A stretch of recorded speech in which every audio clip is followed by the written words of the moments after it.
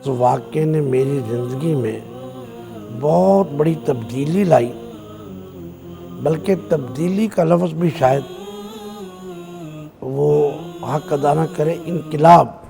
میں بعض اوقات لوگوں کی تلخ باتوں اور لوگوں کے تلخ جملوں اور لوگوں کے بے رخی، جفا اور بے ادبی والے سلوک پر رنجیدہ ہو جاتا تھا، اور یہ رنج بعض اوقات غصے میں تبدیل ہو جاتا، اور یہ غصہ بعض اوقات اس حد تک پہنچ جاتا جو کہ شاید اسلام میں جائز نہ ہو۔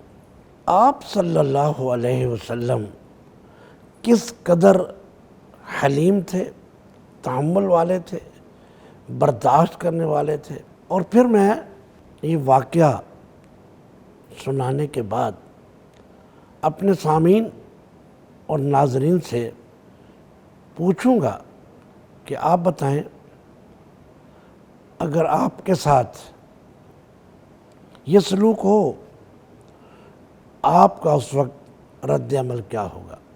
واقعہ کچھ یوں ہے۔ حضرت ابو ہریرہ رضی اللہ تعالیٰ عنہ فرماتے ہیں کہ نبی علیہ الصلوۃ والسلام ہمیں حدیثیں بیان کرتے اور بعد میں اپنی ازواج مطہرات کے گھروں میں چلے جاتے۔ ایک دفعہ آپ بیٹھے ہوئے تھے اور ہمیں حدیث بیان کر رہے تھے، پھر آپ اٹھے، ہم بھی اٹھ گئے۔ اب جانے لگے ازواج مطہرات کے گھر کی طرف، اچانک ایک اعرابی مسجد میں آتا ہے اور اس کے پاس ایک چادر تھی جو بڑی کھردری تھی۔ وہ اس نے آپ علیہ السلام کی گردن میں ڈالی اور زور سے کھینچی۔ راوی حضرت ابو ہریرہ فرماتے ہیں کہ آپ کی گردن سرخ ہو گئی نشانات سے۔ وہ کہتا ہے کہ اے محمد صلی اللہ علیہ وسلم خاتم النبیین، یہ میرے 2 اونٹ ہیں، ان کو مال سے بھر کے دو۔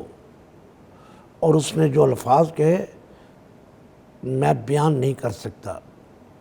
یہ جو مال تمہیں اللہ نے دیا ہے نہ تمہارا ہے، نہ تمہیں تمہارے آباء و اجداد کی طرف سے ملا ہے۔ نبی علیہ السلام اسے فرماتے ہیں یار پہلے میری گردن تو چھوڑو۔ وہ کہتا ہے یہ مال نہ تمہارا ہے، نہ تمہیں آباء و اجداد کی طرف سے ملا ہے۔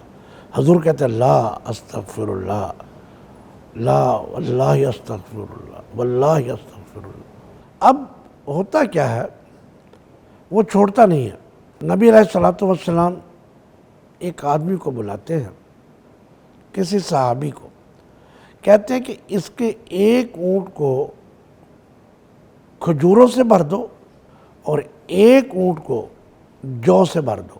چنانچہ اس طرح کیا گیا۔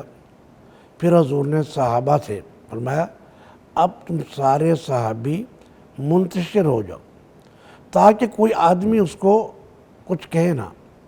یہ ایک مختصر سا واقعہ ہے۔ کس کے ساتھ پیش آیا؟ اس ذات کے ساتھ جس کے بارے میں ہم کہہ سکتے ہیں کہ بعد از خدا تو ہی قصہ مختصر۔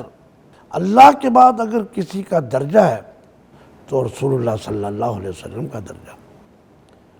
کیا ہمارے ساتھ اگر کوئی آدمی، ہمارے ساتھ کوئی شخص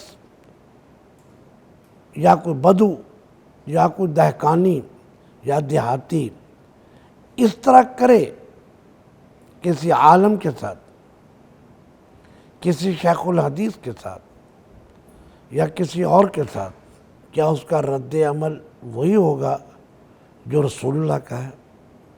تو آئیے ہم اپنے اندر تحمل اور بردباری پیدا کریں۔ السلام علیکم ورحمۃ اللہ وبرکاتہ۔